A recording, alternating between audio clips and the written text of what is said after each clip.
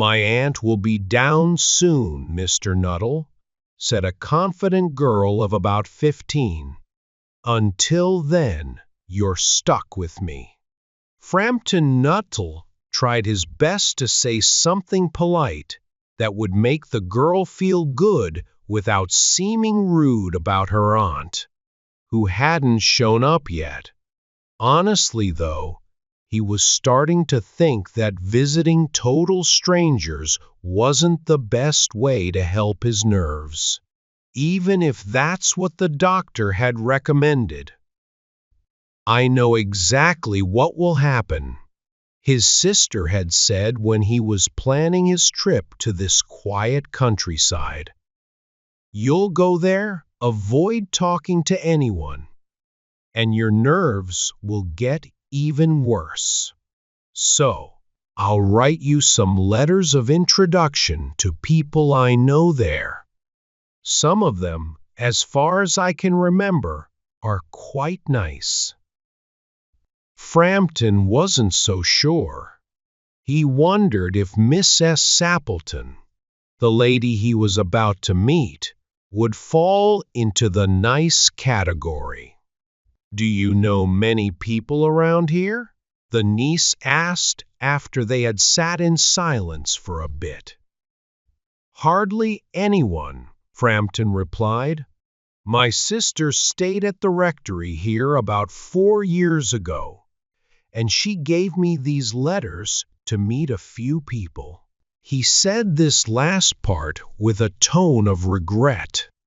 "So, you don't really know much about my aunt?" the girl continued, still very confident. "Just her name and address," Frampton admitted. He was also wondering if Miss S. Sappleton was married or widowed. Something about the room felt like a man lived there. "Her big tragedy happened 3 years ago," the girl said. "That's probably after your sister's visit." "Her tragedy?" Frampton asked, surprised. This quiet countryside didn't seem like a place for tragic stories. "You might wonder why we keep that window open on an October afternoon," the girl said, pointing to a large French window that opened onto the lawn. "It is warm for this time of year," Frampton agreed. "But does the window have something to do with the tragedy?" 3 years ago, on this very day, her husband and her 2 younger brothers went out through that window to go shooting. They never came back. On their way to the marshes, they got stuck in a dangerous bog and sank. That summer had been really rainy, and places that were usually safe suddenly became deadly. Their bodies were never found. That's the most awful part.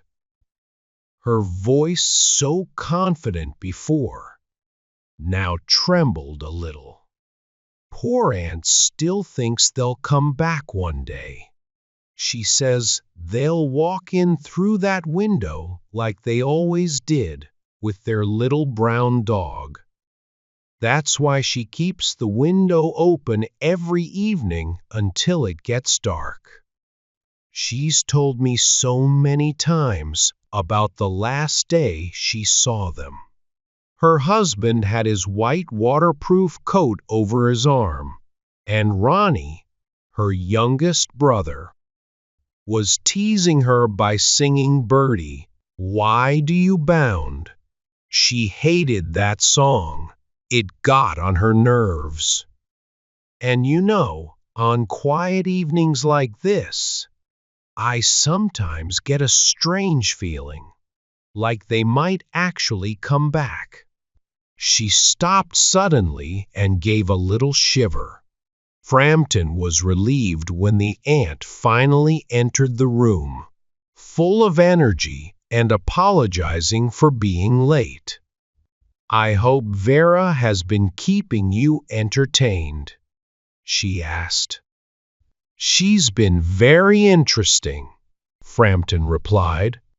"I hope you don't mind the open window," Mrs. Sappleton said cheerfully. "My husband and brothers will be home soon from shooting, and they always come in that way. They've been out in the marshes hunting snipe today, so I'm sure they'll track mud all over my carpets. Men are all the same, aren't they?"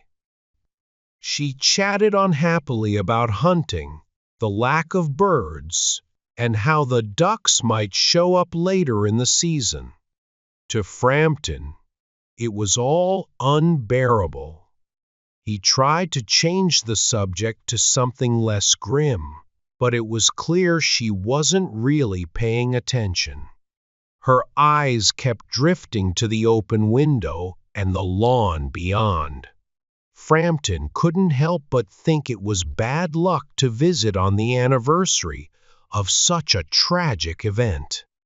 "The doctors say I need complete rest," said Frampton. "No mental stress and no intense physical activity." He spoke as if he believed strangers were dying to hear all about his health problems and their treatments. "They don't fully agree on what I should eat, though," he added. "Really?" said Mrs. Sappleton, in a tone that barely hid a yawn. Then, suddenly, her face lit up, but not because of anything Frampton had said. "Oh, there they are at last!" she exclaimed. "Just in time for tea. And look at them, they're completely covered in mud." Frampton felt a chill and turned to the niece, hoping to find a bit of understanding in her expression. But the girl was staring out the open window, her eyes wide with fear. Frampton felt a wave of cold dread wash over him and quickly looked in the same direction. Through the dim evening light, he saw 3 figures walking across the lawn towards the window. They were carrying guns, and one of them had a white coat slung over his shoulders. A tired brown dog followed close behind them.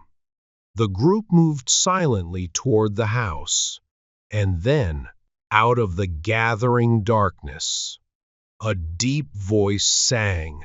"I said, Bertie, why do you bound?" Frampton panicked. He grabbed his hat and walking stick and rushed out of the house as fast as he could. The hall, the gravel driveway, and the front gate flashed by as he bolted. A cyclist coming down the road had to swerve into a hedge to avoid crashing into him. "Here we are, my dear," said the man with the white coat as he stepped through the window. "We're pretty muddy, but most of it's dry. Who was that running away just now?" "Oh, just a very odd man," said Mrs. Sappleton. "A Mr. Noodle. He couldn't stop talking about his illnesses. And then he ran off without even saying goodbye when you showed up. You'd think he'd seen a ghost." "I bet it was the dog," said the niece calmly. "He told me he's terrified of dogs. He said once when he was in India, a pack of wild dogs chased him into a cemetery. He had to hide all night in a freshly dug grave while the dogs snarled and growled above him. That's enough to make anyone lose their nerve." Making up wild stories on the spot was her special talent.